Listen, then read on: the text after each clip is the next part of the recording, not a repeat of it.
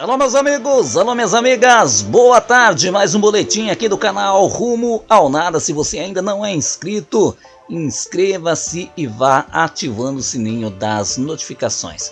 Pois é meus amigos, foi promulgado a emenda constitucional da reforma da Previdência, ou seja, a PEC de número 6, né, que agora mudou de nome, né, é a emenda constitucional 103, que altera o sistema da Previdência Social e estabelece regras de transição e disposições transitórias, né, gente?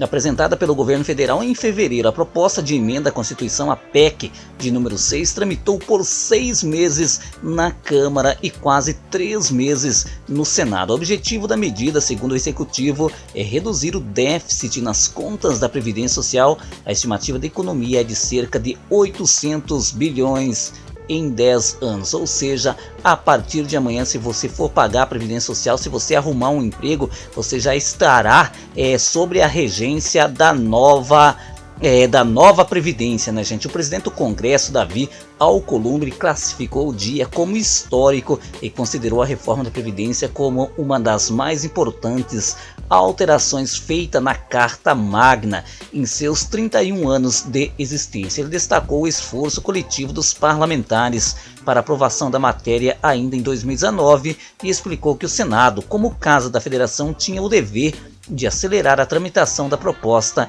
a fim de promover os ajustes nas contas da União, dos estados e municípios. Davi adiantou que a atenção agora deve se voltar à PEC paralela, a 133 e as demais reformas propostas pelo Poder Executivo. Olha, você vê, gente, o presidente do Senado disse que foi um dia histórico. É verdade, né, gente? É um dia histórico a perca de direito do cidadão. Até mesmo aqueles que estão dentro da transição, né? Existem 6 tipos de transição, né, gente?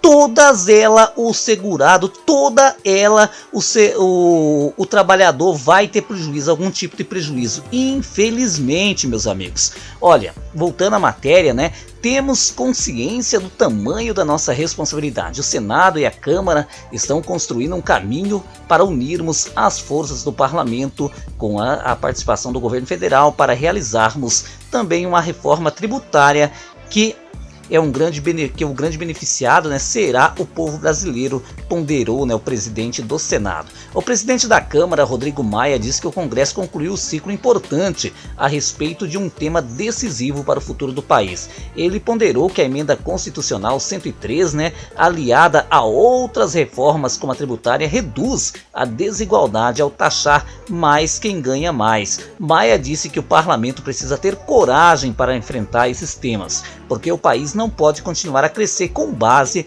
no atendimento a interesses particulares. Aí eu pergunto para você que está aí do outro lado, por exemplo, já está valendo, gente, a tributação das grandes fortunas, que eu tô sabendo ainda não, né, gente? Essa reforma da Previdência aprovada, a emenda constitucional de número 103, meus amigos, infelizmente é um retrocesso tamanho para o trabalhador brasileiro. Essa é a minha opinião, você pode pensar diferentemente da minha pessoa, né?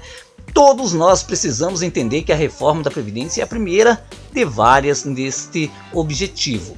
A política é a solução dos nossos problemas. É aqui na casa que nós vamos construir todas as soluções de forma transparente, com diálogo, mas acima de tudo respeitando a nossa Constituição, reformando-a onde podemos reformá-la, respeitando-a e protegendo-a. Esse é o nosso papel, se queremos viver uma democracia forte. E a gente entende, né, gente, que é sim pelo Congresso Nacional, é dever do Congresso Nacional buscar alternativa para melhorar a vida do povo, né? E uma reforma, mexer na Constituição Federal, quem tem mesmo esse dever é exatamente o Congresso Nacional.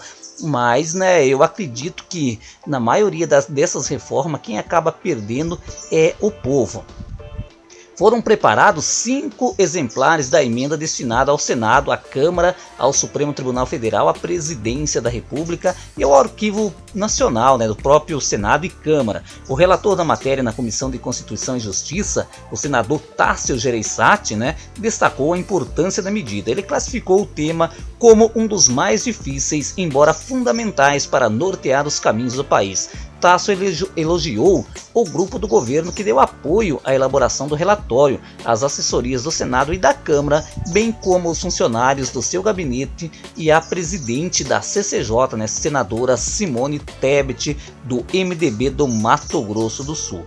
É muito difícil fazer um texto em que se equilibre a consciência social tão forte nesse Congresso com a preocupação com a população mais vulneráveis e ao mesmo tempo ter em mente a importância do equilíbrio fiscal. Mas nós conseguimos fazer isso, tenho convicção.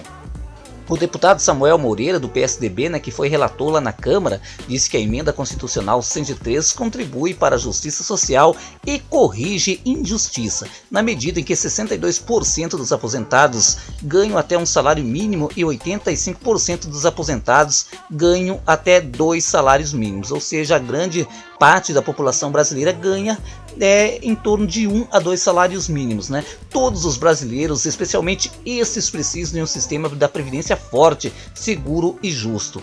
O líder do governo no Senado, né, o senador Fernando Bezerra Coelho, o MDB, destacou a iniciativa de Jair Bolsonaro, a atuação do ministro da Economia Paulo Guedes, e disse que a promulgação da emenda 103 só foi possível graças à coordenação política do presidente do Senado e da Câmara. Fernando Bezerra Coelho mencionou a articulação de Rodrigo Maia junto aos mais de 30 partidos para apreciar uma reforma tão complexa e tão difícil. Ele elogiou o trabalho de Davi Alcolumbre para o andamento da matéria, numa casa também marcada pela pluralidade de pensamento, ou seja, vários pensamentos distintos, né, sobre o mesmo tema.